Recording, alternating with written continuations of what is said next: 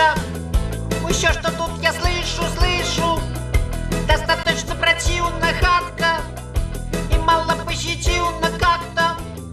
Воюешь все со всеми, практически все время. И в интернете тоже друг друга б'ють по роже, боже. Гэтак паводзіць не першы ўжо год наш памяркоўны народ. І в інтернеті теж друга б'ють по рожі. Мяркує герой Левона Вольського Саўка. Не тільки в інтернеті. Беларуская толерантнасць і мультикультуралізм – рэальнасць ці міт? Ці праўда, што нецярпімасць, агрэсія да іншага, да не такога, як усе, агульная характарыстыка і сталіцы, і правінцыі? Гэтыя тэмы ў чарговай перадачы «Зона свабоды», якую буду весці я, Александр Лукашук. У праграме таксама ўдзельнічаюць мае калегі Сергей Абламейка, Юры Дракахруст і на відэасувязі ў Менску Олег Грузілович. Таксама сёння ў праграме. Голас народу. Ці правда, што правінцыя не любіць жыхароў сталіцы? Пытанне ў Бабруйску. Но я себя не считаю провинциалкой. Везде люди одинаковые, по-моему. Эксклюзив «Свободы». Сегодня на зоне был супрацовник Генпрокуратуры Андрей Сидько и подполковник милиции в запасе Николай Козлов. Сейчас я не думаю, хотя встречаются, мы видим, даже вот по интервью мы видим, что иногда люди реагируют на белорусский язык не совсем нормально. Но я не думаю, что это доводит прямо до вот каких-то насильственных действий, потому что, ну, это уже клиника. Так само у зоне голос сеціва, што хвалявала на мінулым тыдні беларускі інтэрнэт. Уважаемые гледачи, недавно у часопісе «Слоў» быў апублікаваны дзённік Уладзіміра Караткевіча, пісьменніка, які адкрыў Беларусь для цэлага пакалення беларусаў. Вось адзін з запісаў Караткевіча быў прысвечаны забойству ў Менску ў 1966 годзе маладога пісьменніка Ігора Хадановіча. Яго забілі за тое, што размаўляў па-беларуску. У адзін з тых дзён хавалі бедалагу Ігора Хадановіча, таленавіты хлопчык, бедны хлопчык. Гэтая свалата, якая забіла яго, і слова яе «Раечка, подожди, я тут аднаго пшека научу гаварыць па-рускі», стаяць у вушах. Сергей Абламейка напісаў блог «За што Караткевіч не любіў Менск», які выклікаў палкую дыскусію ў сеціве. Сергей, вы не згадзіліся з Караткевічем, не згадзіліся з яго ацэнкай таго, што произошло. Ваши аргументы? Я лічу, што тое, што адбылося ў самым пачатку 1966 года, праявай беларускай ксенафобіі і не зусім талерантнасці. Ну, давайте удакладнім. Караткевіч піша, што забілі яго прыезжая свалата, маючы на ўвазе прыезжых з усходу. Так, конечно, ён лічыў, што гэта нейкія расейцы, якія гаспадараць, там далей ёсць у дзённіку, у Менску. Насамрэч, сёння ў Менску яшчэ жывуць людзі, якія былі сведкамі тых падзеяў, і нават Анатоль Вярцінскі, вядомы наш пісьменнік і паэт, быў грамадскім абвінаваўцам на працэсе над тымі людзьмі. Гэта былі звычайныя менскія гопнікі, або шпана менская. Гэта не былі прыезджыя людзі. Вось. І таму я напісаў тэкст, дзе трошечку запалемізаваў з Уладзімірам Караткевічам. Вы фактычна яго абвяргаеце, вы кажаце, што это былі свае. Гэта былі свае. І я лічу, што гэта даволі архетыпічная з'ява для 20-го стагоддзя, праявы гэтай ксенафобіі. Якія вашы, чаму вы так думаеце, апроч того? Ну, пачнем з таго, што... Я все-таки пра сваіх. Чаму вы ўпэўнены, што это менчукі? Які кантэкст, як бы? Кантэкст, ну, такі, па-першае, вядома, што гэта былі менчыкі. Па-другое, я ж сам менчук і ведаю, як да гэтага ставіліся ў тыя гады, калі я рос. Это канец 70-х, пачатак 80-х гадоў. Я быў сведкам такіх самых боек і на ўскраіне Менску. І найперш, конечно, биліся з жыхарамі інтэрнатаў заводскіх, дзе жылі людзі, которые приехали з вёскі. Яны размаўлялі... Это Минский тракторный завод, автозавод. Я конкретно рассказываю про автозавод або про район вуліцы Харкаўскай, дзе мне давялося жыць. Я нарадзіўся ў цэнтры Менску, а пасля з-за працы бацькоў пераязджаў. Так я троху пажыў у цэнтры, пасля пажыў на двух менскіх ускраінах. Біліся з тымі, хто прыехаў.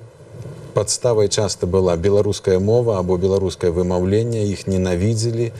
Вось это была, і я лічу, што гэта была праявай такой То, что тогда назывались деревня, и что мы крестами их крестами их называли. Бить крестов. Олег, вось Юры, Олег, давайте пачнем з вас. От паводле вашага досвіду, наколькі у Менску распаўсюджаная такая агрэсія для людзей вось менавіта іншай культуры, і як, по-вашаму, она менялася? Что тычыцца сённяшняй сітуацыі, то яўна, што з'явіліся нейкія новыя рысы вот этой ксенофобіі, ну, кшталту ксенофобія на глебе гомафобіі. Такого не было, але год таму здарылася, што чалавека не проста ударылі, я кажу пра справу Михаила Пішэўскага, менскага гея, яго забілі, вот недавно ён памёр пасля той траўмы. Яго такі вот гопнік Зміцер Лукашевич просто ударыў менавіта таму, што ён быў геем. Такого раней не было. Але вось кажучы пра сітуацыю прыкладам 70-х гадоў, калі я прыехаў у Менск і пачаў тут студэнцтваваць, то мы ведалі дакладна, што сапраўды нельга ездзіць на танцы, там, на Карчыць, там, у нейкі іншы аддалены раён, бо там цэнтральных будуць біць мясцовыя, ці там нейкі, можна патрапіць у нейкую бойку паміж інтэрнацкімі і мясцовымі. Вось это было вядома. А потым ксенофобія неяк знікла вось на такой глебе. В канцы 90-х гадоў пачаліся іншыя злачынствы, махлярствы, маглі тебя абрабаваць каля абменніку. У канцы 90-х гадоў пачаліся першыя гучныя стрэлы, да, заказаныя там бізнесоўцаў, вот, Леснічука. Ну, это уже іншыя типы злачыннасці, все ж таки, Олег. Вы сказали, что вы з'явіліся ў Менску в 70-х. До этого вы жили у Берасці, так? У Берасці, я так само з вами одночасно жив тады у Берасці, у нас все ж таки, здаецца, быў падзел не на вясковых і гарадскіх, а на раёны. Так, быў падзел на раёны, але яшчэ ў Берасці такая з'ява ёсць. Ёсць раён Граеўка, якая была заселеная цалкам амаль украінцамі. І там быў выразны падзел паміж украінцамі і беларусамі. Я ведаю дакладна, у мяне ў класе была такая сітуацыя, што драліся хлопцы менавіта вот на этой нацыянальнай глебе. Ну, цікава. Я так само жив на Граевцы, але памятаю, што біліся пераважна за дзяўчат. Юры, калі мы абмяркоўвалі вот эту сітуацыю, у якой Сергей не пагадзіўся з Караткевичем. Як бы вы яе ацэнілі? Ведаеце, я хочу нагадаць, мы так вот, можа быць, больш на такім практычным узроўні пакуль размаўлялі, але вось якраз 50-е, 60-е, 70-е гады, гэта гады фантастычнага сацыяльнага злому ў Беларусі, фантастычнай сацыяльнай перабудовы. Я маю на ўвазе, што калі, так сказаць, партыя прыняла рашэнне аб імклівай, фарсіраванай індустрыялізацыі Беларусі, калі будавалі велізарныя заводы, МАЗ, МТЗ, іншыя заводы. Хімічная прамысловасць. Да, і вялікія гарады, асабліва Менск, як помпа пачаў усмоктваць у сябе сотні тысяч людзей. Прычым это было хутка. Мне вот один калега казаў, ён глядзеў статыстыку. 60-е, 70-е гады Менск паводле хуткасці росту адставаў у свеце толькі ад Мехіко. І вось велізарная колькасць людзей, прычым в адрозненні, скажем, ад Латвіі, ад Казахстана, дзе рабочая сіла завозілася, скажем, з России, з іншых рэгіёнаў. У Беларусі в асноўным это ішло за кошт вёскі. І вось прыязджалі велізарная колькасць людзей, пра якіх пісьменнік Будзіна свой час даў добрае вызначэнне, прамежкавы чалавек. То есть людзі вырываліся з аднаго, так бы мовіць, культурнага, этычнага коду, вясковага, з вясковага, так бы мовіць, ладу, космасу, але яны яшчэ не рабіліся гражданамі, бо это першае пакаленне. І адсюль, калі адных кодаў няма, другія коды яшчэ не засвоеныя, вось і атрымлівалася такая агрэсія. Ну, ведаеце, калі казаць сацыялагічна, это такі пэўны пошук сябе. Ну, не толькі пошук, это ж было, відаць, ну, просто сацыяльнае павышэнне вялікае па сацыяльнай лесвіцы, столькі добротаў чалавек атрымліваў. Жыццё ж калгасах на вёсцы але, было... ведаеце, але як бы, ну, вот любое жыццё такое усталяванае, яно яно як бы суправаджаецца цэлым шэрагам умоўнасцяў, дамоўленасцяў, якія людзі ведаюць. Ну, код паводзін. Так. А тут людзі прыехалі, яны гэтага нічога не ведалі. Гарадское жыццё значна адрознівалася і вот тое, паводле пра што коду. вот казаў і Сергей, і Олег пра гэтыя бойкі, это такі працэс прыцірання. Вы пагаджаецеся, што настолькі была вялікая розніца этычная і культурная паміж вёскай і тым новым безаблічным горадам індустрыяльным? Не зусім. Я лічу, што гэтая сітуацыя, якую мы абмяркоўваем, пра якую пісаў Караткевіч у сваім блогу, яна шматслойная. Юры закрануў адзін бок, так сказаць, адзін слой гэтай сітуацыі, дэмаграфічны. Але Олег казаў пра бойкі. Бойкі сапраўды і ў Менску адбываліся не толькі з вясковымі прыехаўшымі, але і паміж раёнамі. Канешне, хадзілі раён на раён і вуліцу на вуліцу. І тады ўжо што, аб'ядноўваліся і гарадскія, і інтэрнацкія? Не, интернатские все равно не объединено. Городские бились с городскими. Городские с городскими. Ясно. Интернатские были трошечка особные. Они еще не были интеграваны в это громадство, которое было в Менску. Але менавіта тому я назвал это ксенофобией и нетолеранцией белорусов. Бо это была специфичная ситуация. Это была специфичная ситуация, которая уласціва, на мою думку, белорусам як таким. И я маю для этого аргументы, разумеете, бо эта з'ява, бойки и жорсткость, она для 20-го стагоддзя архетипичная, яна зафіксаваная у літаратуры. Біліся моладзь, білася заходняй Беларусі, і гэтыя факты ўвайшлі ў ўспаміны. У вёсках. Біліся страшна і жорстка, да смерцевы, да калецтваў. Штакецінамі праломвалі галовы. Польская паліцыя не ведала, што з гэтым рабіць. Это было ў 30-е гады. Я слухаю ваш аповед і взгадываю, сапраўды, нават маці мне рассказывала, што іх вёсцы ставы там на Берасейшыне. Адзін канец вёскі біўся з другім, прычым біліся камянямі, это Каменецкі раён, камянёў хапае. І яны шпурлялі просто камяні, просто забівалі на смерць. Прычым тыя ж самы, в адной вёсцы жывуць, в одну царкву ходзяць. Вот это вот прысутнічала. Але калі мы гаворым пра беларусаў, давайте вызначым. Беларусы паводзілі себе так, а умоўна кажучы, літоўцы, украінцы, рускія в гэты ж год паводзілі себе інакш. Магчыма, это проста вясковая культура. Мы зараз гаворым пра беларусаў, і я не кажу, што это вясковая, бо ізноў жа это шматслойны аспект. Чаму это адбывалася ў заходняй Беларусі? Мы можам знайсці там паліталагічныя, сацыялагічныя аспекты. Но мы не ведаем сапраўды, што было ў Польшы, ва Ўкраіне. Затое мы ведаем, што калі паміраў Якуб Колас у 56-м годзе, ён напісаў 3 лісты ў ЦК. Не адзін прамову, як прамову беларуску, вядомы ліст. Ён напісаў 3 ліста. Пра гэта напісаў пасля яго сакратар Максім Лужанін. Адзін ліст тычыўся мовы, другі ліст тычыўся стану могілак, а трэці ліст тычыўся боек вулічных і выхавання моладзі, таму што Колас бачыў гэта, што, разумееце, і кажу, што партызанская вайна адным сваім аспектам была працягам боек да ваенных, калі сем'і звозілі рахункі. Зразумела ваша думка. Мы пачалі з таго, што все ж таки людзі, якія прыехалі з правінцыі ў Менск, апынуліся в сітуацыі в сілу велізарных пераўтварэнняў, якія адбываліся, якая стварыла месца для агрэсіі, дала для этого падставу. Але ці правда, што людзі ў правінцыі не любяць менчукоў? Вось такім пытаннем мы паспрабавалі пашукаць адказ на вуліцах Бабруйску. Ничего подобного я не слышал. И сам я ставлюсь положительно. У меня в столице живет дочь и ее семья. Так что все в порядке, никаких нареканий. Я нормально отношусь к столице и к столичным людям.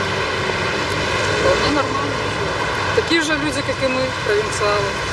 Сама иногородняя. Когда я жила в Минске и жила в общежитии, то есть там же собираются люди из многих городов и из деревень, и никто никогда плохо не высказывался, не относился. Я сама и минчанка, и бабруйчанка.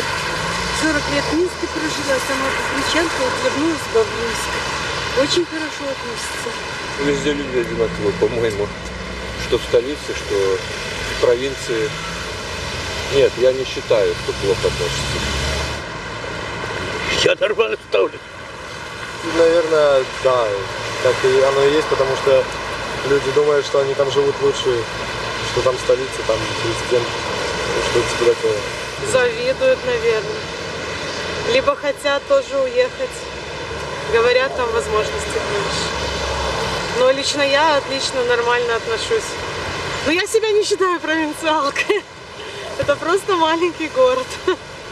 Не может быть, я просто часто езжу в тот же Кировск, по тем же деревням, отлично относятся. Ну, я сам с Бобруйска, а Бобруйск это тоже столица, кстати. Ну ось, Олег, ви в Менску, а питання наше в Бобруйська, ну, зрозуміло, не репрезентативне, але ось я хотів би вас запитатися, ви згодні з тим, що там все ж таки большинство людей кажуть, що нема у їх адрознень, нема ніяких специфічних відносин до Менчуков, скажімо, як у російців до Москви. А ви згодні з тим, що сапраўднае стаўленне пераважнай часткі людзей у правінцыі да Менска вельмі пазітыўнае? Не, ничто вельми позитивно я бы не сказал, але такое, ну, нейтральное так. Тут таки можно такую завагу зробить, что провинция ж адносно Менска розная бывае, чисто географично. Верхнядвинск это так само провинция, але и вот вёска Сухарева для Менска так само была провинция, калі зараз вёска Сухарева уже в межах Менска. Я там живу в микрорайоне. И вот у 90-е годы, калі туди приехал, у меня выпадково была такая размова с местным жыхаром. И он был вельми покрыўджаны на Менск. То есть это провинциал, фактично, які оказаўся ў Менску, але ён казаў, вот на этих полях мы орали тут, мы працавалі, у нас было столькі працы, заробку, зараз мы низшие, мы нічога не можем, без працы засталіся, а вам добра, вы тут с собачками гуляете зараз. Вось так, я думаю, что таких покрыўджаных людей у Менску назапашвалася поступова шмат. Бо это ж не толькі Сухарева, так, там, тое самае Петроўшчына, там, Степянка, Слепянка, яны ж все калісьці былі правінцыі.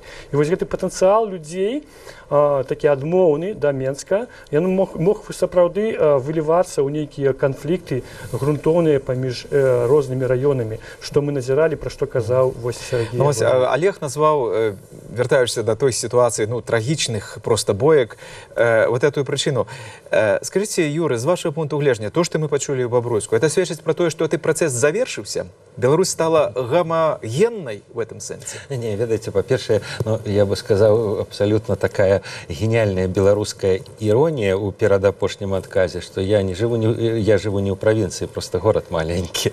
А по-другое, ведаеце, вот мне здаецца, что вот якраз гэтыя кадры это такі беларускі архетып. Стаўленне да Менску рознае, але вот под камеру, як бы публічна, не прынята дэманстраваць зайздрасць, не прынята дэманстраваць прямую агрэсію. Людзі могуць, зразумела, праяўляць яе і нейкую раздражненне, незадаволенасць. І яна ёсць, ведаеце, акрамя ўсяго яшчэ таму, што Беларусь, вот калі казаць суадносіны сталіца і вся астатняя краіна, Беларусь это такая краіна, што Менск, сталіца, это беларуская Москва, это беларускі Париж. Это адзіны горад, які ў краіне ёсць, і больш нічога нема. В этом сэнсе, калі мы будзем параўноўваць з Украінай, то там Кіеў, ён першы сярод роўных. Ёсць Львов, ёсць Днепропетровск. Вы кажаце пра памеры. Да, нет, не пра памеры. І пра памеры, па-першае, кожны 10-й беларус жыве ў сталіцы.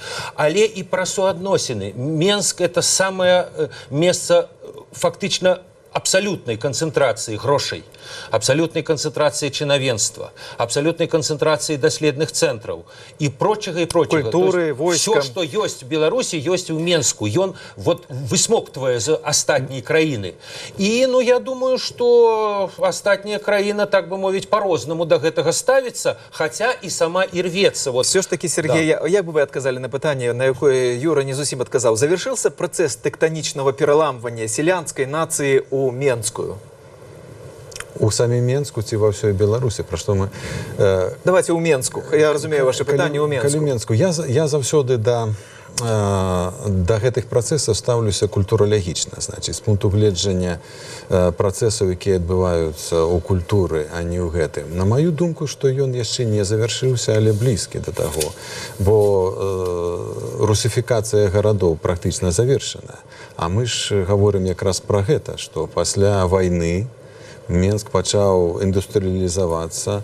З аднаго боку, краіна, якая была в акупацыі, паводле прафесара, доктара навук Валянціна Масца, мільён людзей 45 по 50 год маладых былі высланыя з Беларусі.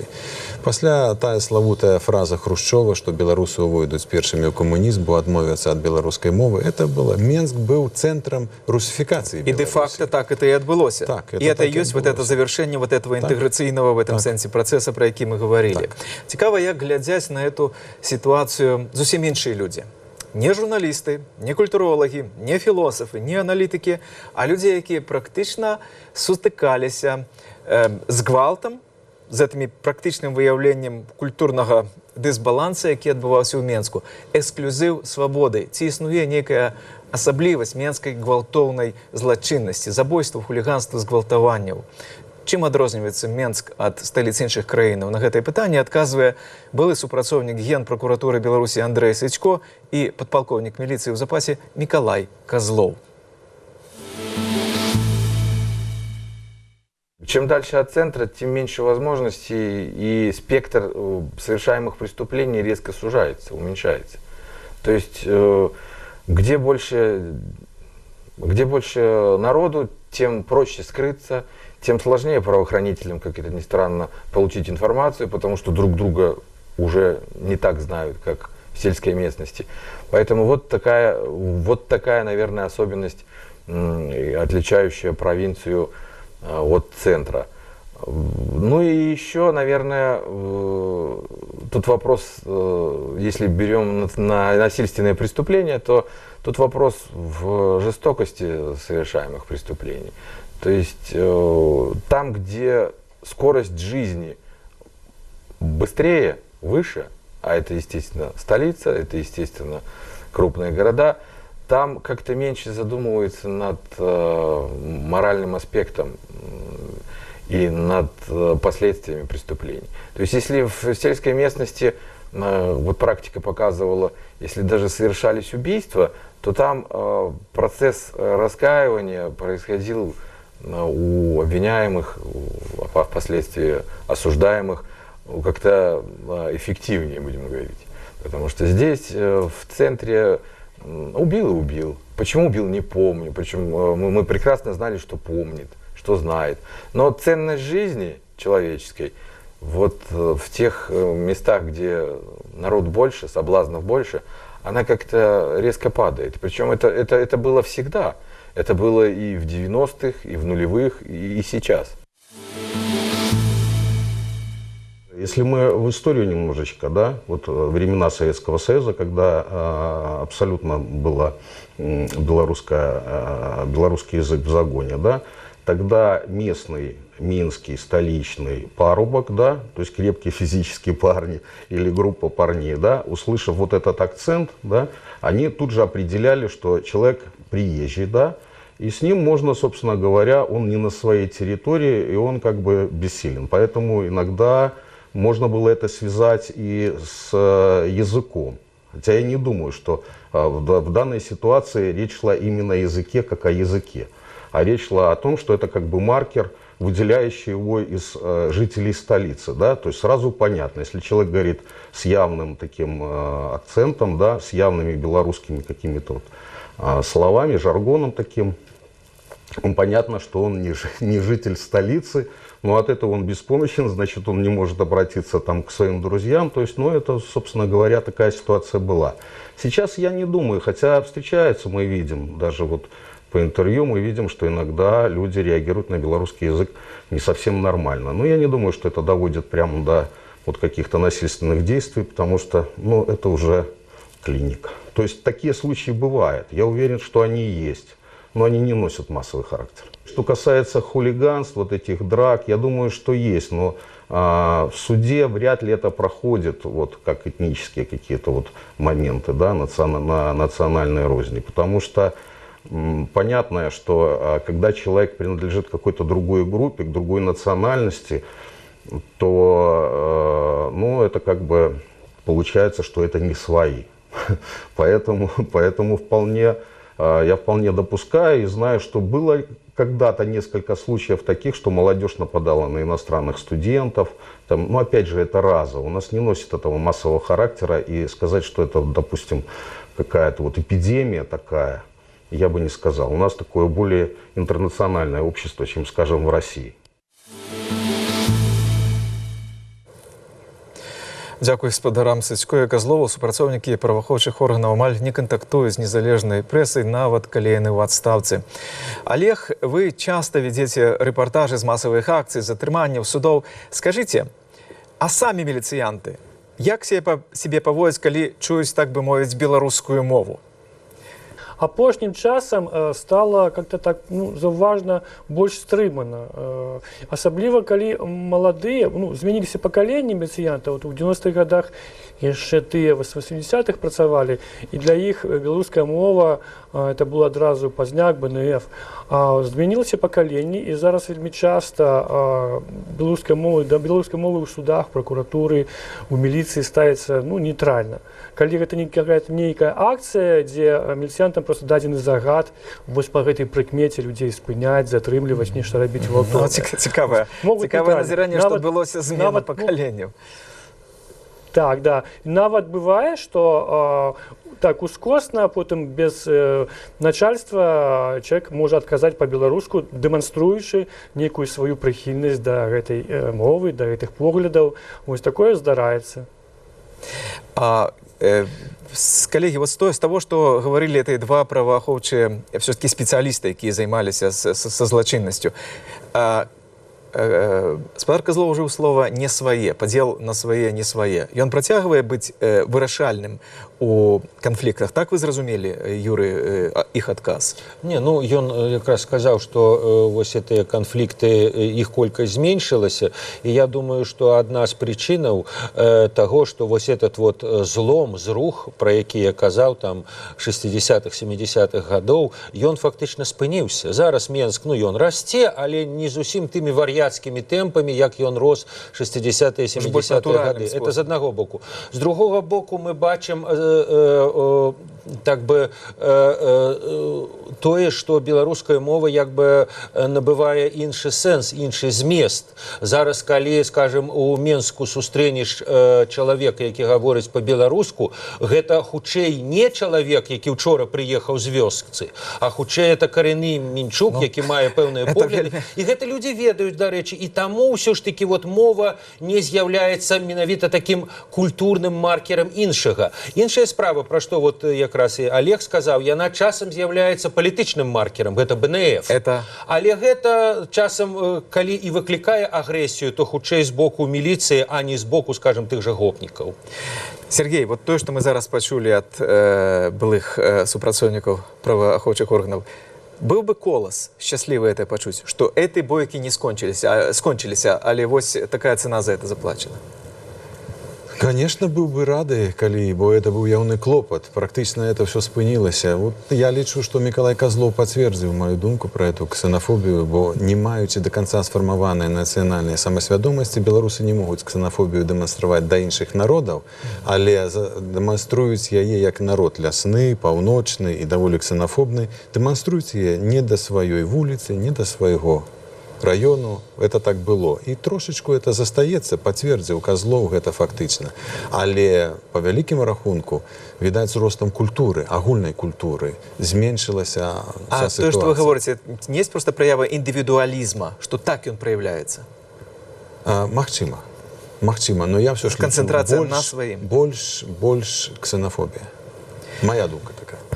Улов беларускага сеціва. Традыцыйная рубрика нашай перадачы.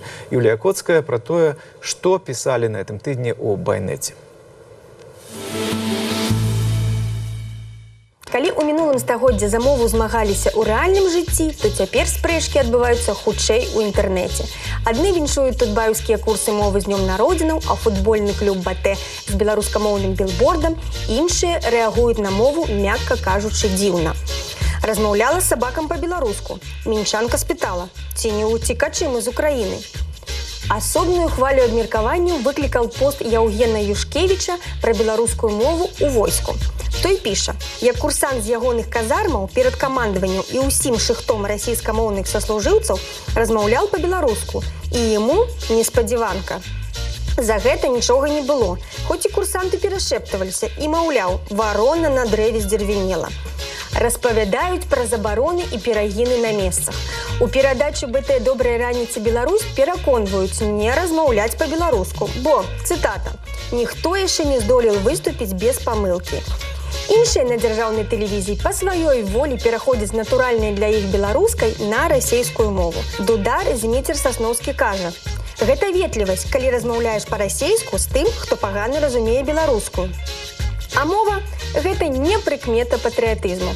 Чаму так склалася? Больше схіляецца да маскоўскай версіі. Маўляў, прыйшлі расейцы, забралі мову. Іншыя згадваюць пра Варшаву. Была паланізацыя ў Рэчы Паспалітай, не адразу, але была. І скасаванне беларускай мовы як дзяржаўнай было. Так што не варта абяляць Рэч Паспалітую любой цаной.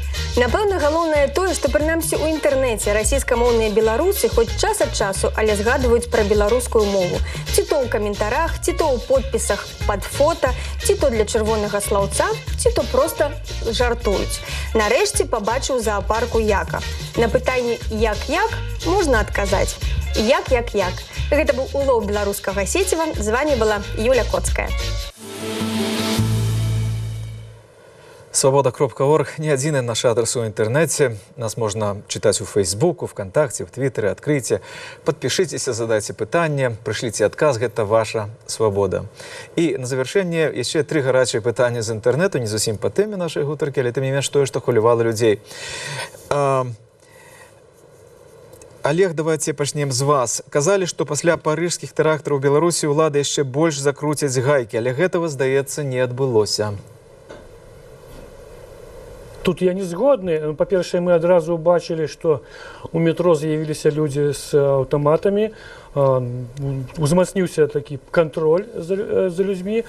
Ну а і паводле адносінаў да апазіцыі, да мітынговай актыўнасці, вось учора мы ўбачылі, што пачалі складаць пратаколы не толькі на арганізатараў гэтых акцыяў, але на іх шараговых удзельнікаў, прычым так выбарачна.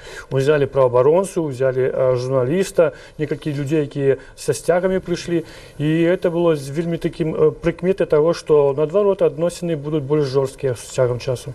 У тым ліку быў складзены пратакол і на корэспандэнта «Свабоды» Галіну Абакончык, якая вела прямую відэатрансляцыю з акцыі пратэста, прымеркаванай да гадавіны рэферэндумаў 96-го года. Юрый, пытанне для вас. Калі расійская авіябаза з'явіцца ў Беларусі, якія наступствы для простых людзей? Ну, это пытанне выклікана, верагодна, тым, што адбылося в Сірыі, калі быў збіты расійскі самалёт турэцкімі. Ну так, безумоўна. Па-першае, я хочу сказаць, што вось на гэтым тыдні яшчэ адзін чарговы расійскі генерал заявіў, што да ўсё вырашана, все паперы подписаны, что там беларусы пахутчэй, давайте, уже подписывайте апошнія паперы. Это даволі дзіўна выглядае, калі Александр Лукашенко кажа: да я вогуле не в курсе, какая база. Что вы говорите? Так что вы адкажете на пытанне? Ну, ведаеце, я думаю, что это яшчэ праблема, что называется, будзе вырашацца. Я бы тут апошнюю кропку не поставил, хотя вось палітолог Павел Вусаў сказаў, што спрачаюся на скрыню коньяку, што будзе. Але по-вашаму, на гэты момант ситуация все ж таки еще не дае подставаў для канчатковага адказу. И я думаю, что вось той же фактор Сирии, про які вы сказали, ну, это ўздзейнічае і на беларусаў, і у тым ліку на беларуса Лукашенко, тому что мы бачым, як, в принципе, можа пачацца Третья сусветная война. Сергей, наконт Трэцяй сусветнай вайны, это цікава. Самае кароткае, простае, але насамрэч глобальнае пытанне, таму адказаць на яго можна бясконца. Я папрошу адказаць коротка. Ці можа Беларусь ацалець пры мультыкультуралізме? Безумоўна. Конечно, яна ацалее, і на гэта ёсць две прычыны.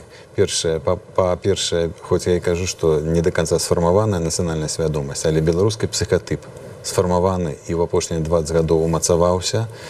А па-другое, Беларусь заўсёды была мультыкультурнай. Беларускі этнас сфармаваўся ва ўмовах мультыкультуралізму. І это для нас натуральна. Конечно, беларусы заўсёды жылі побач з татарамі, габрэямі, літоўцамі, украінцамі, расейцамі і палякамі. Часам біліся, але пераважна паміж сабой. Беларуская мова для сучаснай беларускай дзяржавы не каштоўнасць, яе стан прыніжаны, напэўна, брак нацыянальнай еднасці адна з прычынаў агрэсіўнасці ў грамадстве, але не адзіная. Як казаў Владзімір Караткевіч, абыякавы да мінулага не мае аніякай інтэлектуальнай перавагі над жывёлай, таму ёсць першы кандыдат на маральную, а затым фізічную смерць. Все адно, хто гэта, чалавек ці народ. Такі кантэкст тых падзеяў, няхай яны адбыліся 60 гадоў таму, пра якія мы з Юрыем Дракахрустам, Сергеем Абламейкам і Олегам Грузіловічам думалі, спрачаліся, шукалі адказы разам.